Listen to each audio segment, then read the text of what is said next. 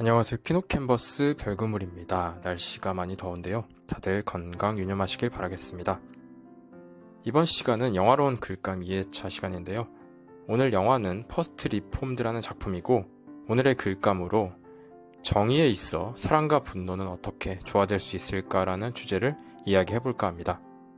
2회차는 내용이 좀 많기 때문에 영상을 두 파트나 세 파트로 나눠서 전달해 드리고자 합니다.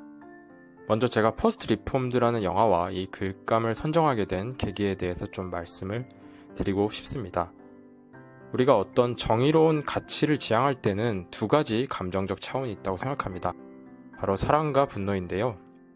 그러니까 정의를 추구하면서 이웃과 평화롭게 공존하고 타인을 사랑하고 좋은 세상을 만들려는 사랑이라는 가치의 측면이 있는가 하면은 정의를 추구하면서 뭔가 부조리하고 부당한 현상에 대해 분노하는 그런 마음들이 공존한다고 생각합니다. 그런데 이 두 마음이 충돌할 때가 많이 있어서 그 두 측면이 어떻게 조화될 수 있을까 하는 그런 개인적인 고민이 있었습니다. 가령 내가 정의를 추구한다고 하면서 내 마음 안에 막 분노가 들끓을 때 이게 맞나 하는 그런 고민을 하게 되는 것 같습니다. 그래서 그런 고민을 하는 와중에 이 퍼스트 리폼드라는 영화를 접하게 됐고, 이 작품이 답을 주는 건 아니지만 그 고민에 대해서 좀 깊이 있는 통찰을 할 수 있게 만든다는 생각이 들어서 이 작품을 가지고 여러분들께 이야기를 한번 해보고 싶었습니다. 그리고 사회적인 차원에서도 이런 고민이 좀 필요하지 않나라는 생각이 듭니다. 그러니까 우리가 최근에 계엄과 대통령 탄핵이라는 정치적으로 굉장히 혼란한 이런 시기들을 겪어오지 않았습니까? 그러면서 이제 여러 가지 사회적 갈등들이 많았습니다. 그런 와중에 여의도나 광화문 같은 곳에서 정치적으로 굉장히 극우적인 목소리를 내는 집회들이 많이 있었습니다. 그리고 특이하게 이제 그런 집회에 이제 교회 목사님들이 많이 참여를 하셨죠. 물론 이제 개인의 정치적 자유는 존중돼야 합니다. 그런데 이제 목사님들이 이런 집회에서 극우적인 주장을 하는 와중에 하신 발언들을 보면 이제 상대 진영에 대한 분노와 그런 증오의 감정이 실려 있는 말들을 이제 많이 하셨단 말이죠. 근데 이런 걸 생각을 해보면 이제 제가 아는 기독교는 이제 사랑의 종교, 그러니까 사랑이라는 가치를 굉장히 중요시하는 종교인데, 과연 그 목사님들이 내뱉는 그런 증오와 분노의 목소리들이 그 사랑의 가치와 굉장히 상충되지 않나라는 이제 문제의식을 가지게 됐습니다. 제가 정치적으로 어느 쪽에 편을 드는 얘기를 하려는 건 아닙니다. 이거는 이제 비단 보수나 우파 진영 사람들만의 문제가 아니죠. 그러니까 진보나 좌파 진영에 있는 사람들도 그들의 목소리가 뭔가 극단적인 방향으로 흐르거나 그 안에 분노와 증오가 강하게 실리게 될 때가 많습니다. 가령 환경운동 같은 경우에도 자연보호에 대한 목소리를 내는 건 좋지만 그런 것들이 좀 극단적이고 과격한 방향으로 흘렀을 때 문제점이 있다는 걸 지적하는 이런 기사가 있습니다. 그리고 이 책은 지구를 위한다는 착각이라는 굉장히 화제가 됐던 베스트셀러입니다. 이 책을 쓴 마이클 셜런버거도 굉장히 유명한 환경운동가입니다. 그러니까 이 사람이 환경운동 자체에 대해서 반대를 하는 게 아니라 환경운동도 극단적인 방향으로 흘렀을 때 이런 문제점이 있다는 걸 이야기하는 이제 책인 거죠. 그러니까 어떤 정치 진영의 문제를 떠나서 정의를 추구하는 데 있어서 사랑과 분노라는 두 마음이 충돌했을 때 어떤 일이 벌어지는가에 대해서 우리가 생각을 해봐야 된다고 말씀을 드리고 싶습니다. 이게 단순한 문제는 아닌 게 이 분노라는 마음이 또 그 정의를 분출하게 하는 하나의 원동력이기도 하기 때문에 이게 되게 어려워지는 것 같아요. 예를 들어서 프랑스에서 출간됐을 당시에 굉장한 화제를 몰고 왔던 책이죠. 스테판 에셀의 분노하라라는 책을 보면 스테판 에셀은 프랑스가 처한 작금의 현실에 분노해야 한다고 자국의 젊은이들에게 이제 호소를 합니다. 예를 들면 사회 양극화, 외국 이민자에 대한 차별, 민주주의를 위협하는 금권 정치 등에 저항하기 위해서 분노라는 동력이 반드시 필요하다는 이야기를 합니다. 이 퍼스트 리폼드라는 영화에서도 굉장히 진보적인 목소리를 내는 주인공이 정의를 추구하는 데 있어서, 특히 자기 신앙적 소명을 추구하는 데 있어서 이 분노와 사랑이라는 두 가지 모순되는 마음의 갈등을 겪게 됩니다. 이 작품이 처음에 딱 시작을 하면 우리가 로우 앵글이라고 하죠. 굉장히 낮은 위치에서 카메라가 피사체를 올려다보는 구도로 하얀색의 퍼스트 리폼드 교회가 화면에 드러납니다. 이렇게 로우 앵글로 카메라가 천천히 교회에 다가갑니다. 그러니까 이 오프닝은 이 영화의 실질적인 주인공이 바로 이 퍼스트 리폼드 교회라는 걸 보여주는 시작이라고 할 수 있습니다. 퍼스트 리폼드라는 건 이 교회 이름입니다. 그러니까 우리말로 하면은 제1개혁교회 뭐 그런 뜻을 이제 갖고 있는데요. 영화에서도 이 교회의 역사에 대해서 이렇게 안내판을 보여주면서 설명을 해줍니다. 퍼스트 리폼드 교회는 뉴욕주 올버니시에서 가장 오래된 교회로 네덜란드, 독일의 북해 연안 지방인 프리슬란트에서 온 신교도 정착민들이 1707년 설립한 개혁교회라고 이야기합니다. 근데 이 교회는 퍼스트 리폼드라는 이름에 걸맞게 늘 개혁적이고 진보적인 목소리를 내온 그런 교회였습니다. 이 교회의 담임 목사인 톨러 목사가 관광객들에게 교회 벽에 있는 총알 자국의 유래를 이제 설명을 하는 장면이 있는데요. 이 자국은 미국 독립전쟁 때 스노우 브릿지 전투라는 그 전투가 벌어졌을 때 그때 생긴 흔적이라고 이제 말을 합니다. 그러니까 이때 미국 개신교도들, 그러니까 퍼스트 리폼드 교회도 독립을 지향하는 미국의 편에서 영국군에 맞서 싸웠던 거죠. 그리고 또 그 이후에 미국의 흑인 노예 해방 시기에도 퍼스트 리폼드 교회 담임 목사가 굉장히 적극적인 노예 해방론자였기 때문에 당시에 남부에서 백인들이 운영하는 농장을 탈출했던 노예들을 이 교회에 많이 숨겨주기도 했다고 얘기를 합니다. 그러니까 역사적으로 미국의 독립전쟁이라든지 노예 해방이라든지 이런 국면에서 퍼스트 리폼드 교회가 굉장히 진보적이고 개혁적인 목소리를 냈던 그런 교회라고 할 수 있습니다. 그렇게 뭔가 역사적 국면마다 개혁적인 목소리를 내온 굉장히 중요한 교회였지만 지금의 현실은 굉장히 초라합니다. 그러니까 2017년에 지금의 현실이죠. 뭔가 어떤 관광지처럼 변해버렸고 신도들도 몇 명 되지가 않습니다. 그래서 이렇게 보시면 늘 예배 시간에는 자리가 횡하고 그렇습니다. 이제 꼭 그런 이유 때문만에 그런 건 아니겠지만 교회 담임 목사인 톨러 목사는 신앙적으로 굉장히 깊은 고민을 하고 있습니다. 그래서 어느 날 이제 1년 동안 신앙 일기를 한번 써봐야겠다고 결심을 합니다. 이렇게 일기를 쓰는 것도 또 다른 기도와 같다라는 생각을 하면서 이제 일기를 써나가기 시작합니다. 근데 이 일기를 쓰는 톨러 목사의 옆에 보면 이제 술병이 보이죠. 그래서 목사임에도 불구하고 자신의 그런 신앙적이고 개인적인 고민들에 굉장히 힘들어하면서 이제 술에 의지하는 모습을 보이는 겁니다. 그러니까 톨러 목사가 내적으로 굉장히 힘든 상태에 있다는 걸 이제 알 수가 있죠. 어느 날 이 톨러 목사에게 메리라고 하는 여성 신도가 찾아와서 자기 남편을 좀 상담을 해줬으면 좋겠다고 요청을 합니다. 그러니까 무슨 문제냐면 자신이 이제 임신을 했는데 남편이 이런 세상에서 아이를 낳는 건 별로 의미가 없다고 생각하면서 아이를 지우기를 원한다는 거예요. 그래서 아이를 낳을 수 있도록 남편을 좀 설득해달라고 톨러 목사에게 부탁을 합니다. 그래서 톨러 목사는 이제 메리의 남편인 마이클을 만나서 이렇게 마주하게 됩니다. 근데 마이클이 환경운동을 하는 사람이에요. 환경운동을 굉장히 열심히 하다가 뭐 감옥에도 갔다 오고 이제 그랬던 사람인데 마이클이 볼 때 기후위기라고 하는 건 돌이킬 수 없을 정도로 지구를 파괴해가고 있는 상황인데 이런 것들을 현실적으로 해결하려는 움직임이 별로 나타나지 않고 있단 말이죠. 이제 실제로도 그렇죠. 그래서 이런 상황에서 마이클은 굉장히 절망적인 인식을 갖게 된 거고 마이클이 이제 톨러 목사한테 앞으로 지구 기온이 3도가 더 높아지면 굉장히 재앙적인 상황들이 벌어진다라는 얘기를 합니다. 그러면서 톨러 목사한테 메리가 딸을 잉태하고 있는데 과연 이렇게 절망적인 세상에 여자아이를 허락할 수 있냐라는 질문을 던집니다. 이제 톨러 목사가 설득을 하는 와중에 자기의 개인적인 아픔에 대해서도 털어놓습니다. 톨러 목사는 군에서 복무하는 종군 목사였기 때문에 자기 아들한테도 군에 입대하기를 권합니다. 그래서 아들이 입대를 했는데 그때 이라크 전쟁이 터져서 이제 아들이 참전을 했다가 거기서 목숨을 잃게 된 거죠. 톨러 목사가 지금 이제 인식하기에는 이라크 전쟁은 이제 명분도 없고 정의롭지도 않은 전쟁이었단 말이에요. 이제 아들이 그런 전쟁에서 목숨을 잃었기 때문에 굉장히 절망을 하게 된 거죠. 때문에 톨러 목사는 이제 이혼까지 당하고 굉장히 깊은 절망에 빠지게 된 시간이 있었던 거죠. 그러면서 아이를 낳는다는 게 아무리 절망적이어도 아이를 잃는 것보다는 덜 절망적이라고 말하면서 마이클을 이제 설득하려고 했습니다. 이 퍼스트 리폼드라는 영화의 특징을 보면 굉장히 정적이에요. 보면 카메라가 거의 움직이질 않습니다. 아주 특정한 순간에만 카메라가 움직여요. 그 인물의 움직임에 맞춰서 카메라가 이동하는 게 아니라 카메라는 고정되어 있고 고정된 프레임 안에서 인물이 왔다 갔다 하는 겁니다.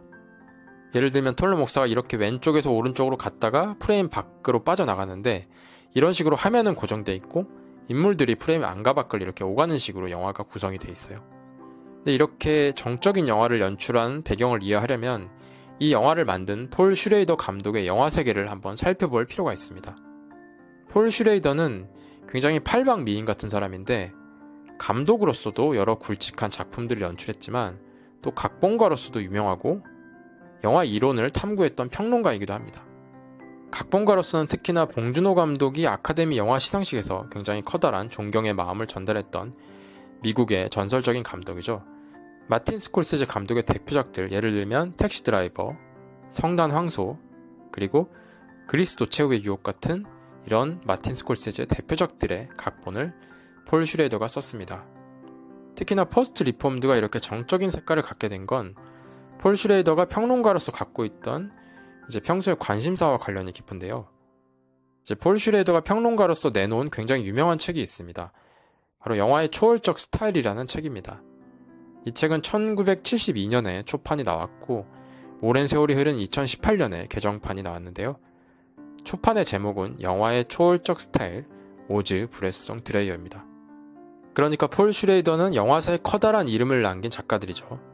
오지 아스지로, 로베르 브레송, 또 칼 드레이어 같은 감독들의 영화 스타일을 바로 초월적 스타일이라고 명명을 합니다. 초월적 스타일이라는 단어를 딱 들었을 때는 뭔가 종교적인 영화를 일컫는 건가 할 수 있지만 폴 슈레이더가 얘기하는 초월적 영화는 종교적인 테마가 아니라 영화의 형식적 특성에 따라 정의를 한 개념인데요. 영화가 뭔가 정적인 롱테이크를 사용하거나 배우들의 절제된 연기가 나타나고 감명하고 소박한 스타일의 미니멀리즘적인 연출을 추구하는 그런 작품들을 초월적 스타일의 영화라고 규정을 합니다. 그래서 그런 초월적 스타일의 영화는 관객으로 하여금 어떤 명상과 사유를 할 수 있게 만든다고 말합니다. 지금으로 치면 느리고 긴 호흡을 갖고 있는 슬로우 시네마들이 초월적 스타일의 영화라고 할 수 있는 거죠. 사실 그런 영화들이 종교적이고 영적인 주제와 관련이 있는 경우가 많습니다. 그래서 초월적 스타일의 영화들이 바로 퍼스트 리폼드를 만드는데 큰 바탕으로 작용을 합니다. 가령 폴 슈레이더가 책에서 다룬 3명의 감독 중에 오지 아스지로의 영화는 직접적으로 어떤 종교적인 주제와는 관련이 없지만 로베르 브레송이나 칼 드레이어 같은 감독의 영화들은 종교적인 테마와 굉장히 깊이 결부가 되어 있습니다. 프랑스 감독인 로베르 브레송의 영화에 대해서는 뒤에서 다시 얘기하도록 하겠습니다.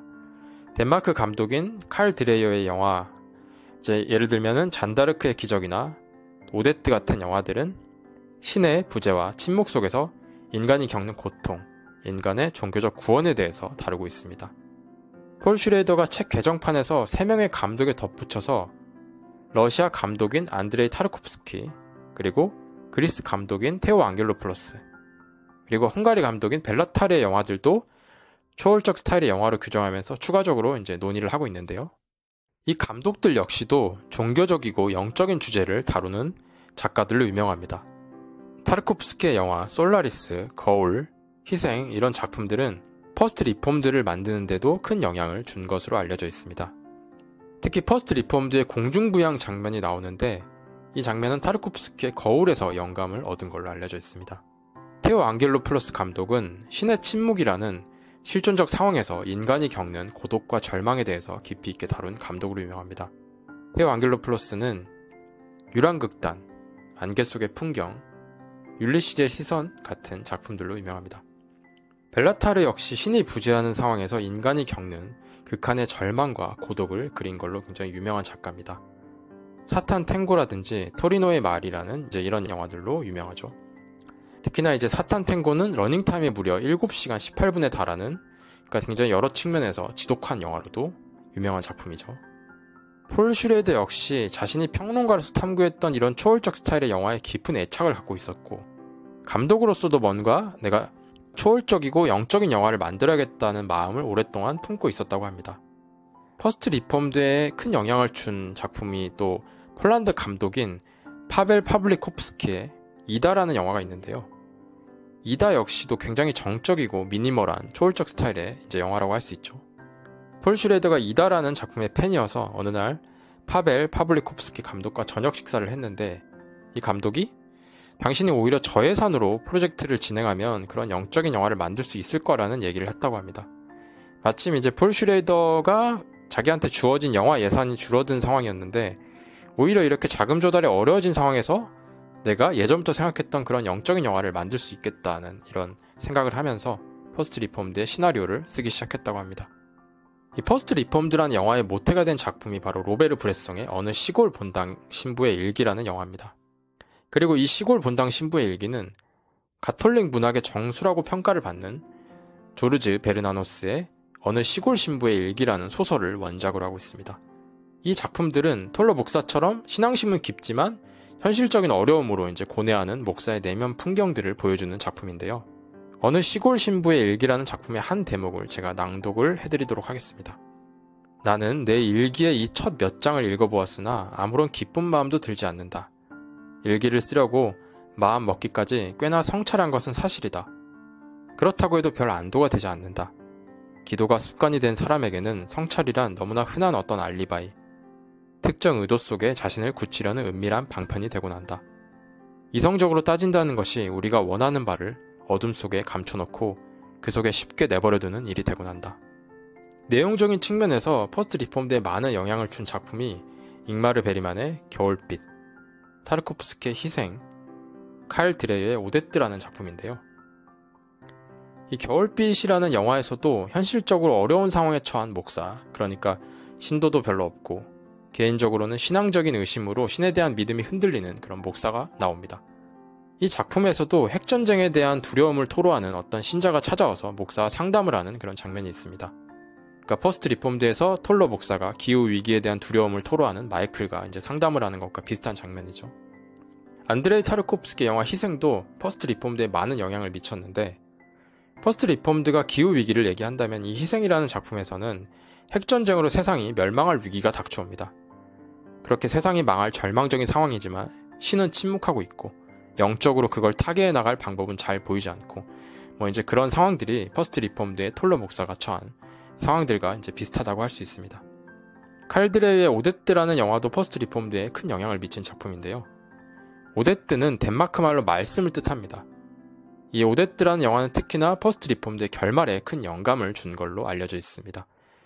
오데트라는 작품을 이제 보시면 신은 침묵하고 있는 것 같지만 그럼에도 불구하고 지고한 믿음 끝에 어떤 기적이 일어나는 그런 결말을 보여줍니다.